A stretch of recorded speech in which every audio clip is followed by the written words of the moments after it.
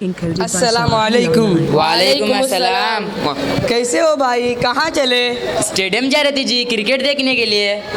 تم کہاں پڑھ رہے ہو؟ میں سری پنکل ودیا کالج میں پڑھ رہا ہوں اور یہ میرا دوست سینٹ جوسف ہائی اسکول میں پڑھ رہا ہے۔ ذرا ٹھہریے، میں تم سے سیرت یعنی پروفیٹ محمد صلی اللہ علیہ وسلم کے سلسلے میں کچھ سوالات کرنا چاہتا ہوں۔ جی ضرور۔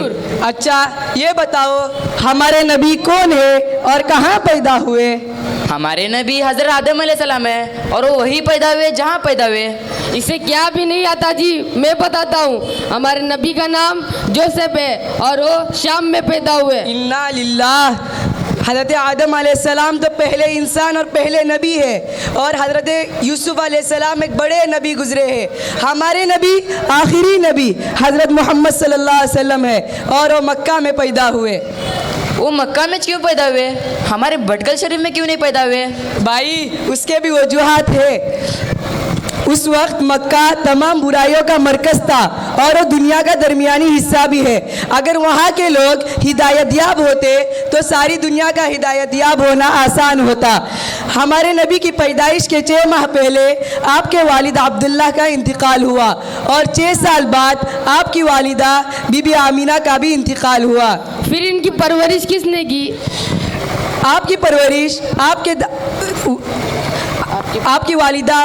کی والدے کی وصال کے بعد دادا عبد المطلب نے کی۔ پھر 2 سال بعد دادا کا بھی انتقال ہوا تو ان کے پیارے چچا ابو طالب نے آپ کا پورا خیال رکھا۔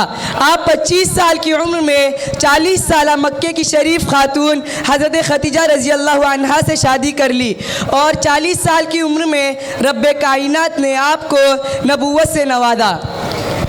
تم نا دین کی بلّہ کی تعلیمات ہے نا جی، تمہیں کون سے مدرسے میں پڑھتی ہیں؟ میں مدرسے میں نہیں، میں اسلامیہ اینگلو اردو ہائی اسکول میں زیر تعلیم ہوں۔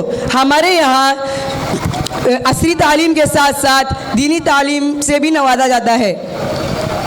مسلمان 4 شادیاں کر سکتی ہیں لیکن ہمارے نبی صلی اللہ علیہ وسلم کی 11 بیویاں تھیں، وہ کیسے؟ السلام علیکم ورحمۃ اللہ وبرکاتہ۔ وعلیکم السلام۔ پیارے بچوں کیا بات چل رہی تھی؟